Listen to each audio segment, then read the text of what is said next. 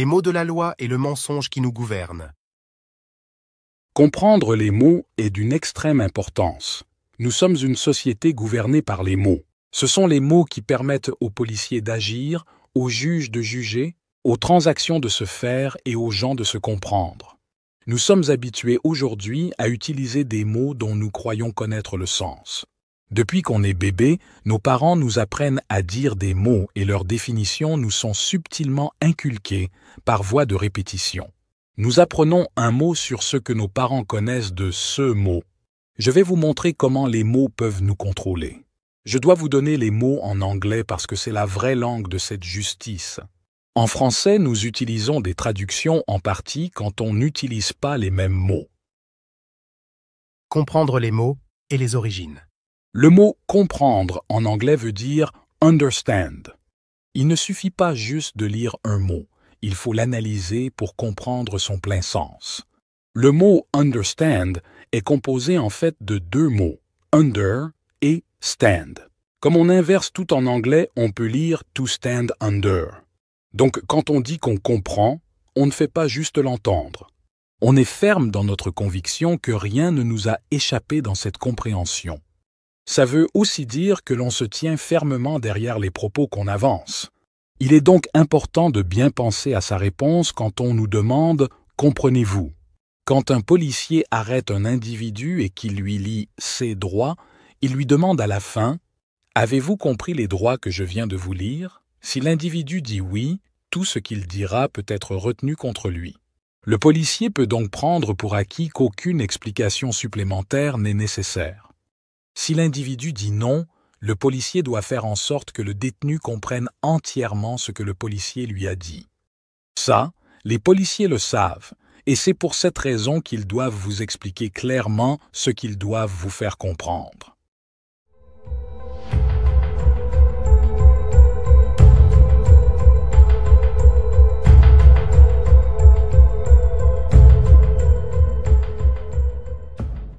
Les lois qui nous gouvernent. Il existe deux types de lois, la loi de l'eau et la loi de la terre.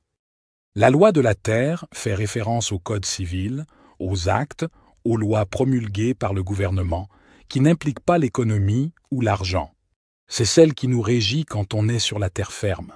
La loi de l'eau, quant à elle, est parfois appelée la loi de la mer, mais est connue sous la loi d'amirauté, la loi maritime.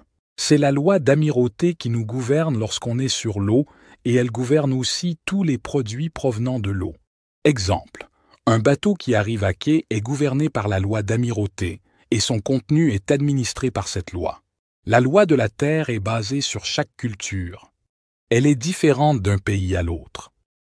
La loi d'amirauté est la même partout dans le monde et elle domine partout dans le monde. La loi d'amirauté est la loi de l'argent. Peu importe où vous êtes dans le monde, l'argent c'est l'argent. Quand vous utilisez de l'argent, vous êtes donc sous la loi d'amirauté, la loi de l'eau. Dans l'histoire, si on recule aussi loin qu'à l'époque des Canaanites et des Phéniciens, le mot « cana » voulait dire « merchant trader », soit des banquiers. Le mot « merchant » vient de « mer ». Ils étaient donc des banquiers de la mer.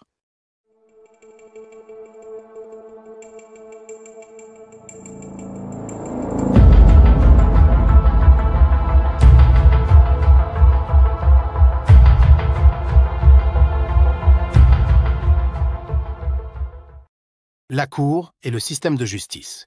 Laissons temporairement l'histoire pour parler de la Cour. Encore une fois, les mots sont en anglais. Quand on regarde un match de tennis, la partie se dispute sur un court. Les deux parties se lancent la balle d'un bord et de l'autre. Au milieu, l'arbitre détermine un gagnant. La même chose se voit dans une cour de justice. On passe en cour, la cour en anglais, les avocats se lancent la balle et le juge détermine un gagnant. Et l'objectif est d'envoyer la balle dans l'autre camp. Le juge se fout bien de qui va gagner, il va être payé de toute façon. Le juge dirige à partir du bench. Le mot bench est un mot latin qui veut dire bank, banque.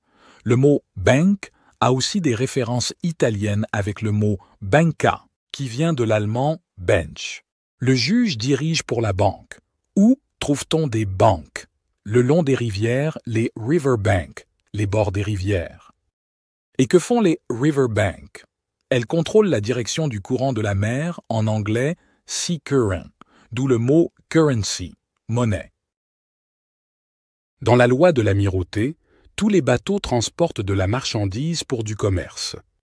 Quand le bateau arrive au quai, dock, il est attaché et le capitaine doit fournir aux autorités portuaires un certificat de manifeste, un document qui liste son cargo. On dit un manifeste parce que hier le bateau n'était pas présent et aujourd'hui il s'est manifesté.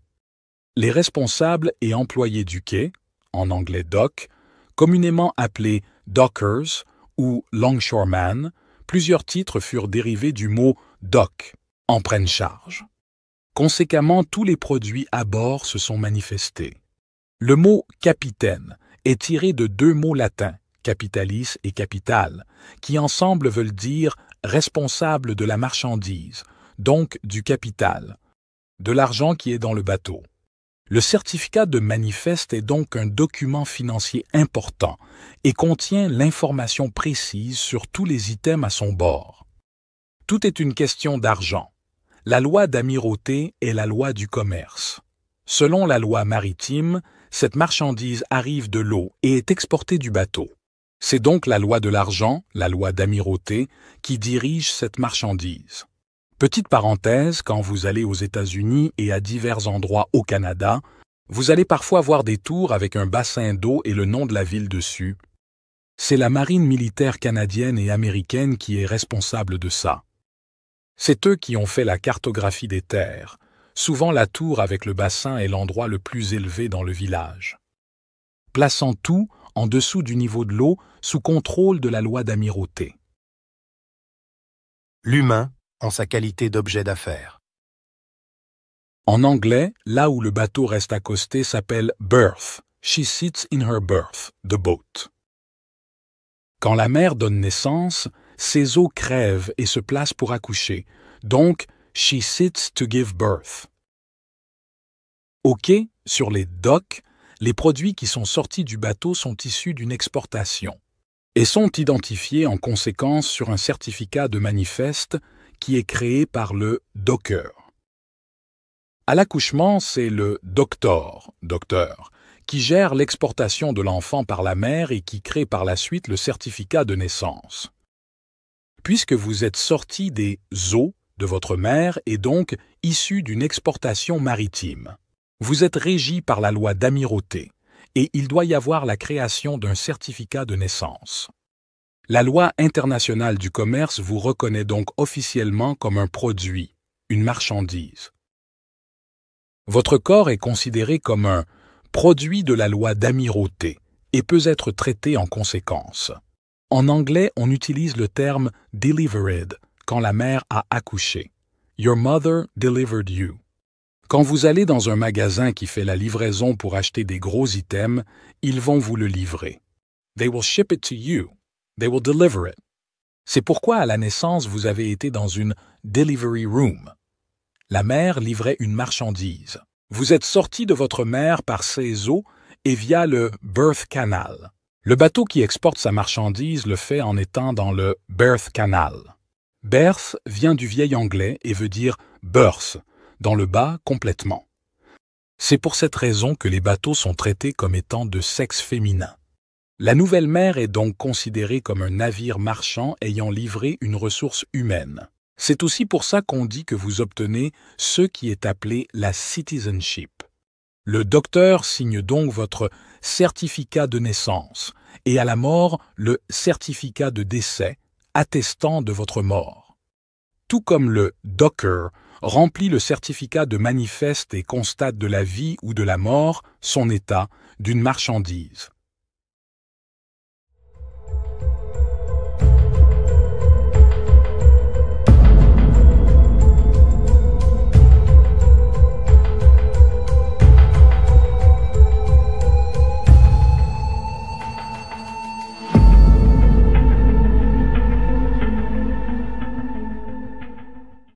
Tous ces termes anglais sont tirés de la loi bancaire, la loi de l'amirauté maritime. Donc les juges, les avocats, la Cour et le gouvernement sont dirigés par la loi d'amirauté. Comme j'ai dit, c'est une question d'argent. En Colombie-Britannique, les palais de justice indiquent « heures d'affaires » sur leurs portes. Pas des heures d'ouverture. N'oubliez pas, les mots en justice ont une importance et ne sont pas choisis à la légère. Ce sont des heures d'affaires parce qu'on y mène des affaires, des transactions financières. Petite parenthèse, en 1790, la marine américaine créa une flotte de 10 bateaux pour protéger les échanges commerciaux et pour forcer l'application des tarifs douaniers et prévenir le piratage. Ces bateaux s'appelaient des « revenue cutters ».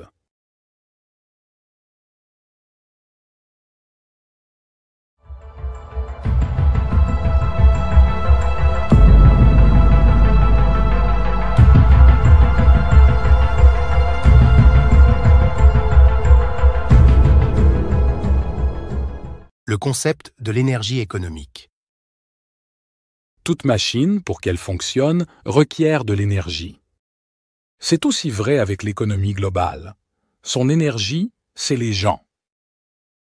Nous sommes l'énergie qui fait bouger l'économie. Si on ne fait rien, l'économie n'avance pas. Individuellement, nous sommes comme une batterie, une celle. Le but de l'économie globale est d'extraire de ces batteries, de nous tous, l'énergie qui la fait avancer. Elle va chercher en nous le potentiel de faire rouler l'économie. L'énergie potentielle est un terme utilisé en électricité et en physique qui décrit le mouvement d'une charge positive. Tout l'argent généré aujourd'hui l'est grâce à notre potentiel individuel. Le système de justice est monté de façon à régulariser et contrôler l'argent. Quand un avocat demande à la Cour pour une décision, il doit créer une motion. Dans ce monde sans substance, si une motion n'est pas créée, rien ne bouge. Motion, qui signifie mouvement.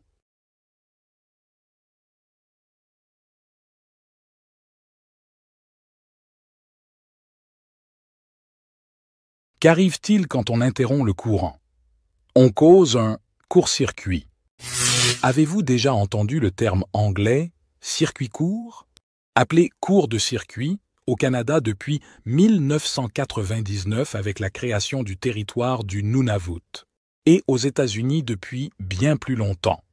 Une circuit court est une cour à juridiction provinciale, territoriale ou d'État qui se déplace là où il est nécessaire. Qu'arrive-t-il quand vous interrompez le flot monétaire, causez un court-circuit? On vous charge, même chose en anglais et français. Les charges retenues contre le suspect sont « You get charged ». Et que fait-on quand on vous charge? On vous envoie en cellule, in a cell, pour vous recharger. Et des charges, c'est de l'argent dû. C'est une imposition de frais. Quand vous êtes en cours et qu'on vous charge, le juge tape 3 fois avec sa maillotche. En anglais, on dit « count 1, 2 et 3 ». Le mot « count » ici ne veut pas dire « compter », mais vient du vieil anglais « account » qui veut dire « reckoning of money received and paid », entente de paiement. C'est une entente de paiement entre la partie 1, le procureur, la partie 2, la défense, et la partie 3, le juge. 1, 2, 3. Traduit oralement, ça veut dire « je reconnais l'entente de paiement entre les deux parties et je vais transférer le paiement aux parties méritants ». C'est une entente de paiement parce que le juge siège pour la banque. Et voici un exemple de la vraie définition de la justice. Quand l'acteur Wesley Snipes a été reconnu coupable d'évasion fiscale, il a pris une entente de paiement et ainsi a échappé à la prison. Si un suspect est envoyé en prison, il peut payer une caution, du vieil anglais « bail », qui veut dire une garantie.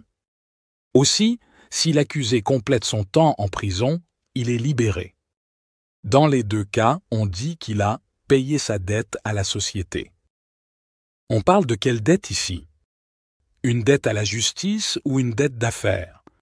Et il est libéré de quoi? De la prison ou de sa dette?